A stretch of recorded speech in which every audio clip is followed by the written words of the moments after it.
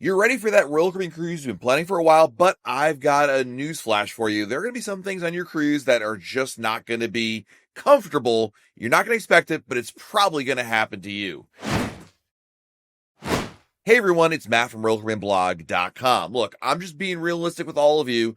Cruise vacations are great, but like anything in life, there are some downsides. Things that can happen to you that you don't expect to happen, and they can be a little uncomfortable. I mean, I wish I could tell you that every aspect of a cruise is unicorns and flower petals on your pillow, and most of it is. It's actually a really great vacation, but there are some things you should know about to prepare for it, because obviously the cruise line's not going to tell you about it, but you really should be expecting it just in case. Number one is sunburn, and this happens every single cruise. You get on board the ship and you're like, all right, 3, 4, 7, 14 nights on board. Can't wait. Where's the first place you're going? Probably the pool. I mean, the pool deck is a hub of activity, but it is very easy to get sunburned on a cruise ship because you're probably not thinking, oh, wait, hang on a second. Let me stop my vacation and go put on sunscreen.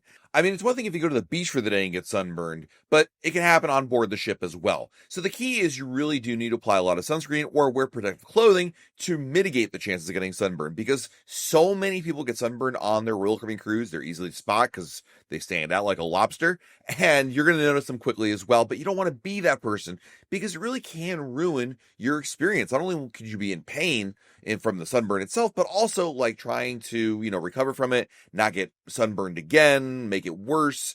It just kind of puts a damper on your outdoor activities. So getting sunburned should be avoided at all costs. Obviously, put on sunscreen and do whatever you need to do to avoid it. But this happens a lot on the first day of the cruise as well as the first port stop, because people are really all gung-ho about it. And then the sunburn hits when they don't reapply and apply sunscreen. Number 2 on my list is, diarrhea. Yeah, unfortunately, when it comes to traveling around the world, this can happen. Your stomach gets upset from just a change in latitudes, a change in cuisine, whatever the case. Now, sometimes diarrhea can be caused by, obviously, an illness, like you contract something. I would say it's pretty rare, but things like norovirus can happen. What's more likely is what people call travel stomach. This is just basically results when you're moving from one area to another. You're flying, you're in a bus, you're in a hotel, you're changing your habits, how much you eat, where you eat, when you eat. It can have an effect on you. Diarrhea can happen, but the good news is, just like sunburns, they're very treatable.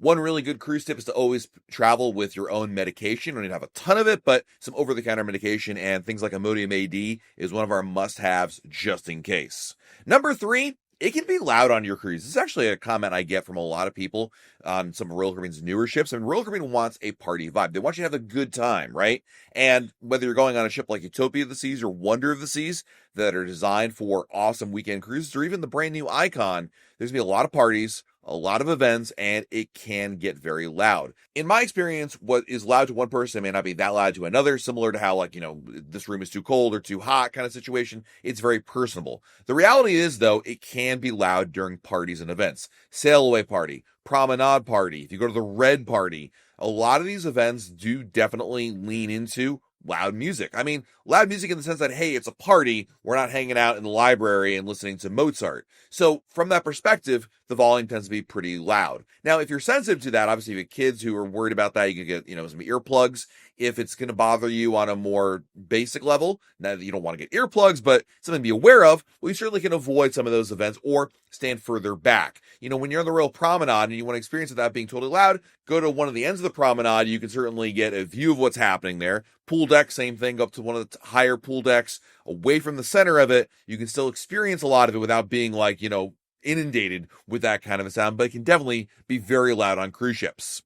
Number 4th uncomfortable thing that you don't expect to happen on a cruise ship is chafing. So in port, you're walking around, exploring these amazing places that you're visiting, but if the humidity is just right, you get some chafing between your legs. It's pretty common, actually. It's not just you, but it does happen. What you don't want to do is just suck it up, because some people say, well, you know what? It is what it is. And either they stop walking altogether, which I think is even a bigger mistake, or continue walking and suffering with it. It's really easy to get things like Body Glide or other products that you can use for that to help mitigate that. Obviously, also wearing certain undergarments may help as well. But chafing can definitely occur, especially when you're cruising in the summer. We've got something else here about cruising in the summer in a minute, but it is important to be able to prepare for it and be realistic that it can definitely happen to you. But if I had to come up with the worst thing about going on a cruise that you probably don't expect, it's a toilet paper. So Royal Caribbean toilet paper is like single ply, really basic, and it is one piece of quality better than sandpaper. I mean, it's just not comfortable at all. And I'm being realistic with all of you. The reason why the toilet paper is so cheap is not because Royal Caribbean is necessarily so cheap from the financial sense. It's that the maritime plumbing system is very sensitive. You can't flush the same things down there as you can at home. And so it's part of the reason why very cheap toilet paper is being used on board the ship.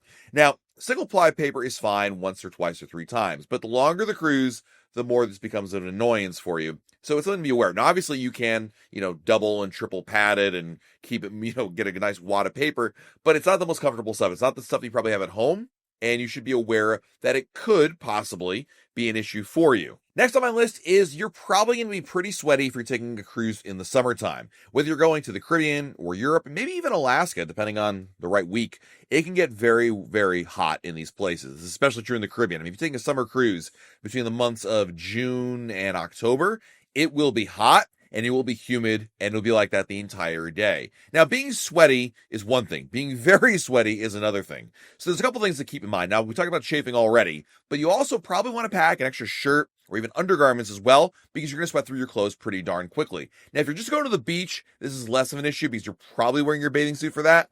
But if you're doing some touring in a city or in a jungle or just something that doesn't involve going in the water and you're wearing your regular clothes, I do recommend packing extra clothes just in case. Now, you could do laundry on board the ship. Royal Caribbean doesn't offer self-service laundry, but you could send your clothes out to be laundered. There is a cost to that.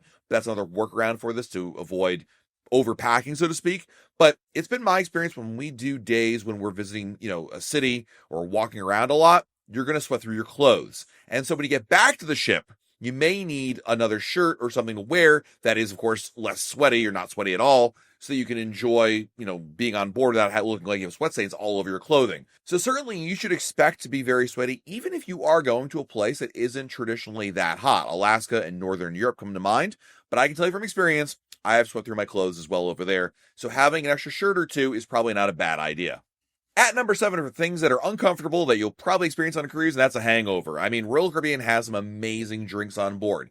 And whether you buy a drink package or not, it's really easy, it seems like, to get a hangover on a cruise because you're just not necessarily balancing out the drinking water versus all the cocktails or shots or glasses of wine that you're consuming. I mean, to me, I feel like I've had the most hangovers ever on a cruise and not necessarily reenacting my college days. When you go on a cruise, I just feel like there's so many temptations out there for drinks, and it's really easy to have a couple different cocktails and then realize later on you didn't have enough water or didn't take aspirin or something like that, and then you end up regretting it the next morning. When it comes to a hangover, there's a couple of remedies people swear by. There's a couple out there. I mean, personally, I go for the aspirin, take care of the headache, and honestly try to sleep it off as much as you can. Another hour or two of sleep or a nap here and there really does help with that. You could take products like Liquid IV, which is quite popular and with a lot of folks. This is basically a supplement that you take in a glass of water before you start drinking, and it's supposed to help.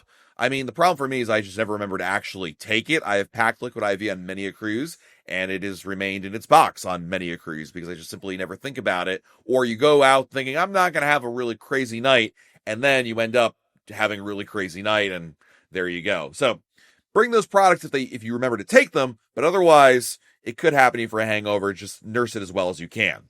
And lastly on my list of uncomfortable things you don't expect to happen on a cruise, and that is getting seasick. It even happens to me.